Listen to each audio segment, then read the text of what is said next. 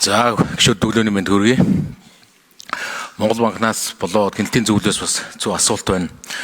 Монгол банкнаас ер нь энэ бодит эдийн засаг, банк санхүүгийн сектор хоёрын чинь одоо харьцаа гэх юм уу, уялдаа гэх юм уу, нөхцөл байдал бас ямар байна вэ?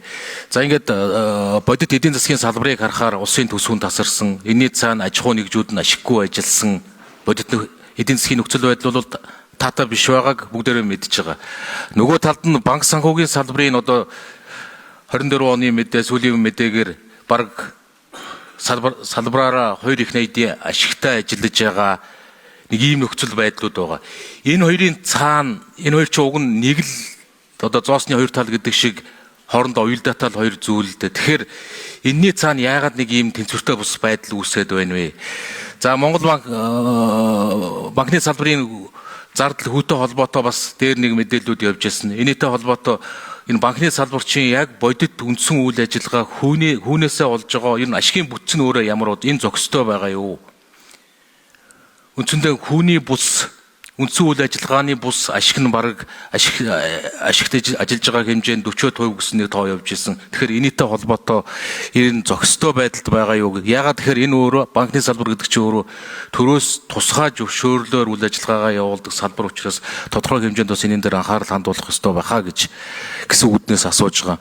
За хяналтын зөвлөлөөс ер нь өнөөдөр Монгол улсын валютын нөөц 4.7 гэдэг тоо яригдчихэж байгаа. Энэтэй холбоотой хяналтын зөвлөлөөр та нарт тэр ямар тооцоо байгаа? Цэвэр албан нөөц өнөөдөр ямар байдалтай байгаа? Хятадын ардын банкнаас авж байгаа тэр swap хэлцэл дахиад дээрээс нь бараг нэг тэрбум шахуу 800 сая долларын ч мэрэгдэн л энэ өөрөө зүү зохистой хэмжээнд явж байгаа юу? Энд чинь дахиад өөрөө Монгол улсын өр зээлтэй гадаад орчны нөхцөл байдалтай тэр тусмаа аюулгүй байдалтай ч олон зүйлтэй холбогдох байх. Тэгэхээр цэвэр албан нөөцийн талаар хяналтын зөвлөлөөр ямар мэдээ материал байдаг вэ? Ямар дүгнэлттэй байдаг вэ? Энийн дээр нэг хариулт хэлээч. Хариулт. За 2 номер. За тоогч хэлээд ирэхгүй хаа.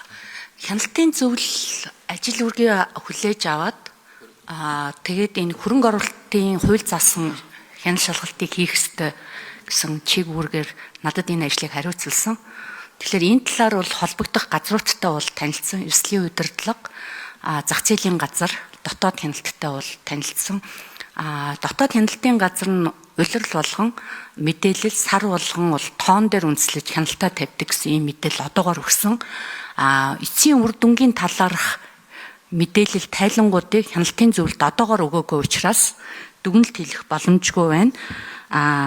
4.7 их найдын энэ нөөцийн хувьд бол статистик тоогоор батлагдаад гарцсан учраас энэ дээр бол саналгүй байна. Зүгээр статистик үзүүлэлтийг хэрхэн гаргаж байгаа талаар энэ үзүүлэлтийг биелүүлэхийн тулд ямар арга замаар хүрж байгаа талаарх зарим нэгэн бол хяналт шалгалтын мэдээллүүдийг бол цуглуулж авсан. Энэ дээр бол шалгалт хийхийн тулд одоогийн хууль заасан хяналтын зөвлөлийн эрх хэмжээ хязгаарлагдмал учраас одоо шалгах боломжгүй байгаад байгаа. Ийм учраас журам болон хуульд зарим нэгэн өөрчлөлтүүдийг оруулах саналыг бол гаргаж байгаамаа. Баярлалаа. 4 номер. За цогтгөрл гишүүний асуултанд хариулъя. Эдийн засгийн суурь үзүүлэлтүүд бол 2025 оны 2 дугаар сарын байдлаар бол хэлэхэд бол арилжааны банкны бол нийт актив бол 66 их найд төгрөнд хүрсэн. Үүнээс бол арилжааны банкны их усэр бол 40 их найд 40.4 их найд төгрөгтэй байгаад байгаа. Тэгэхээр энэ 40.4 их найд төгрөг маань яг тухайн өмнөх одоо жилийн мөн үеэс тооцох юм бол 10.6% буюу 3.9 их найд төгрөгөөр л нэмэгдсэн. Арилжааны банкны түрүү нийт ашигт ажиллагааны тухай гишүүн хүнд чинь 2 их найд орчим төгрөгийн цэвэр ашигтай ажиллаж байна гэдэг. Энэ дээр бол 66 их найд төгрөгийн банкны активтай тооцоход бол активт эзлэх цэвэр ашигын хэмжээ бол 3 орчим 3% бол хүрэхгүй байгаад байгаа. Энэ нь бол яг манайтай ижил төстэй үйл ажиллагаатай ижил төстэй эдийн засгт бүс нутгийн бусад орнуудтай харьцуулахад бол бас яг